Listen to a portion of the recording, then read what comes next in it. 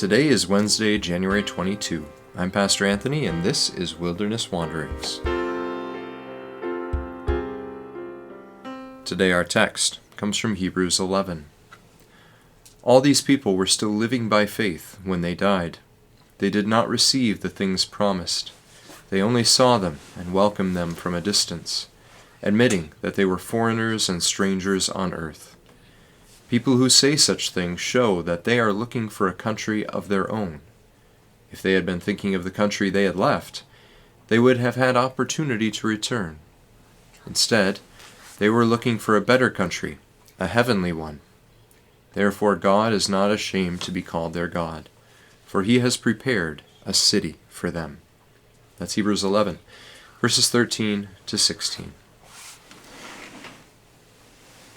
They did not receive the things promised, but they believed anyway.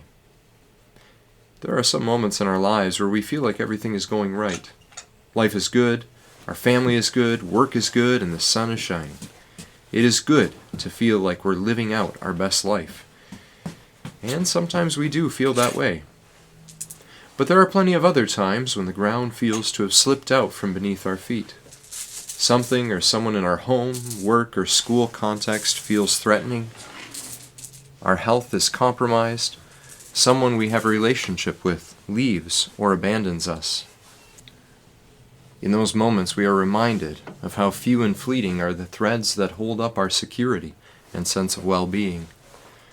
What we often fail to recognize, however, is that this is also the proper context into which to really understand the meaning of our faith, because it is the truest sense we ever get of our real situation.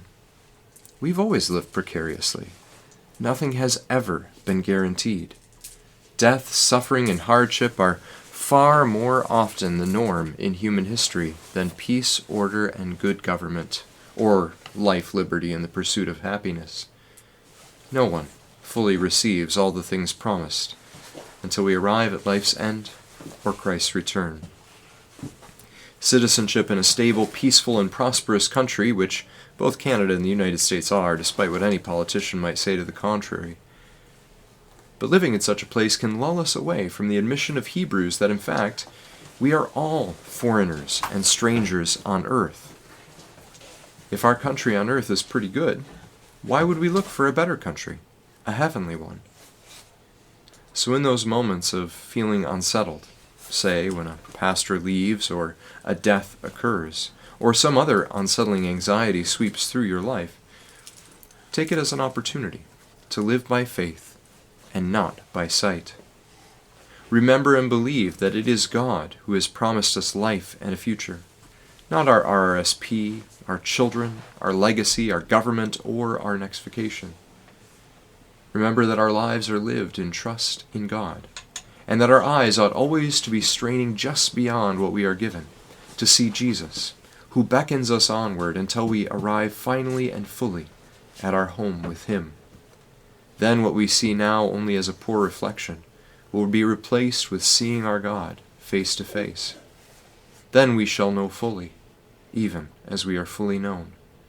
Then only the good things like faith, hope, and love will remain, the greatest of which is God's own love. This is what our lives finally rest upon. Because God loves us, He is not ashamed to be called our God, for He has prepared a city for us, a home with Him. As you journey on, go with His blessing. May the peace of the Lord Christ go with you, wherever He may send you. May He guide you through the wilderness and protect you through the storm. May He bring you home rejoicing at the wonders He has shown you. May He bring you home rejoicing once again into our doors.